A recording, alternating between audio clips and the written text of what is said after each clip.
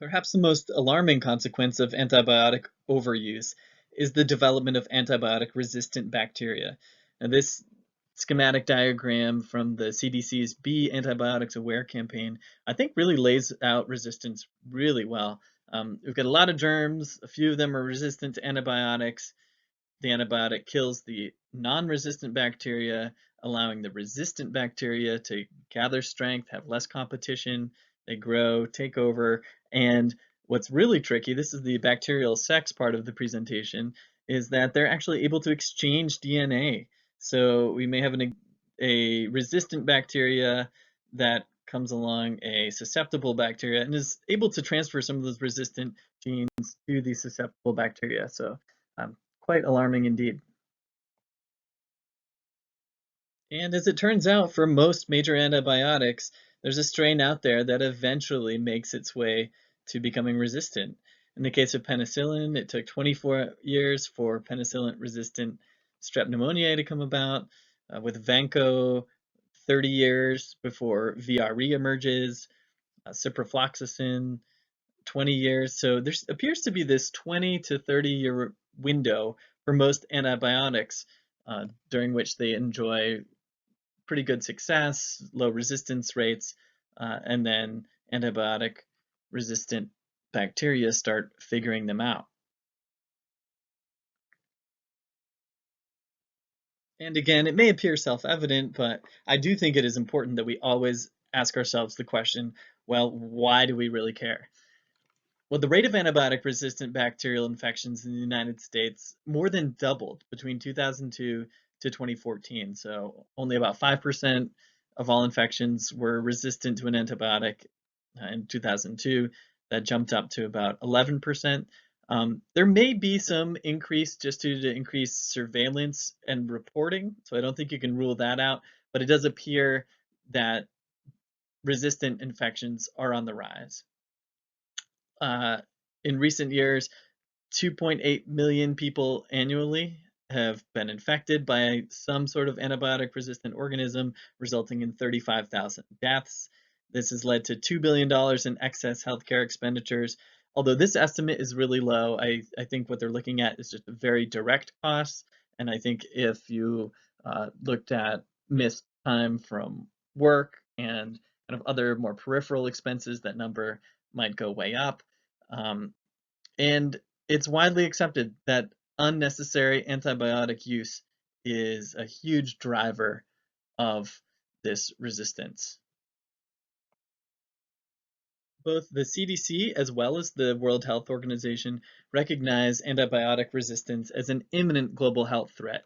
Now, the CDC, in a rather Churchillian statement, they say, to stop antibiotic resistance, our nation must stop referring to a coming post-antibiotic era. It's already here. We're living at a time when some miracle drugs no longer perform miracles and families are being ripped apart by a microscopic enemy. There is no safe place from antibiotic resistance, but everyone can take action against it, from hand washing to improving antibiotic use.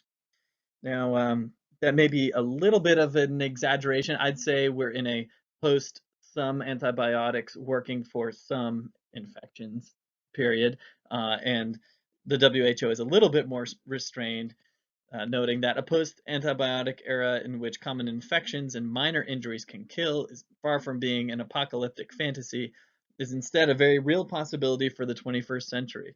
Resistance to common bacteria has reached alarming levels in many parts of the world, indicating that many of the available treatment options for common infections in some settings are becoming ineffective.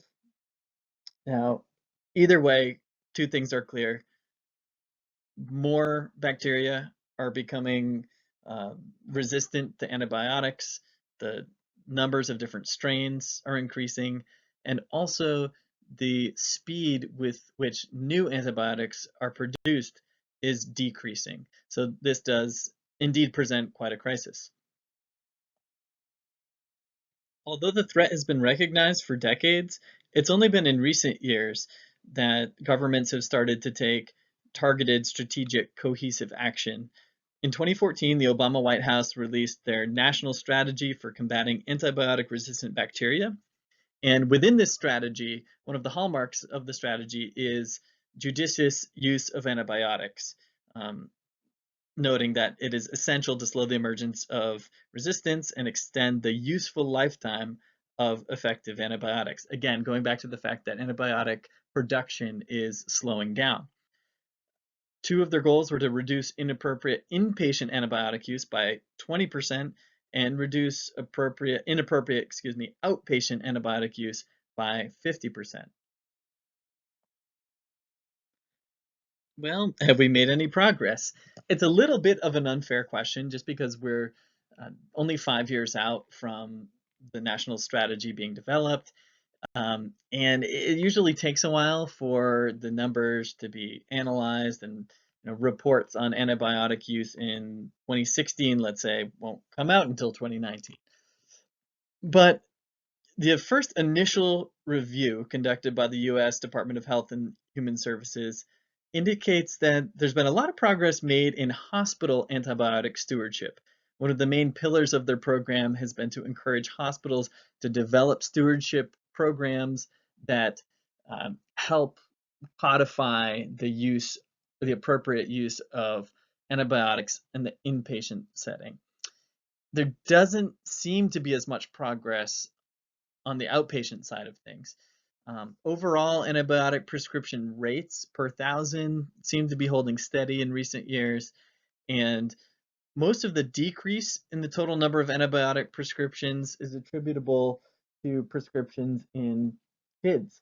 The CDC launched a program called the Get Smart About Antibiotics initiative aimed at educating parents, and it does seem like that's brought child antibiotic consumption down a little bit, but total antibiotic prescriptions for adults appears to still be increasing.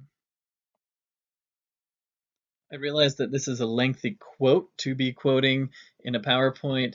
However, I really believe that Michael Durkin, who is the lead author on one of the studies on the prior slide, really nails it here. He says that their study suggests that current guidelines on prescribing antibiotics are not being followed. And if they were, then we would have seen an overall decrease in antibiotic prescribing rates over time. This is concerning because the overuse of antibiotics is costly and contributes to the rise of drug-resistant superbugs. Most efforts to improve antibiotic prescribing historically have been built on issuing guidelines to healthcare providers through journal articles or websites. However, simply publishing recommendations may not be sufficient to change practice. We have to do more to educate physicians.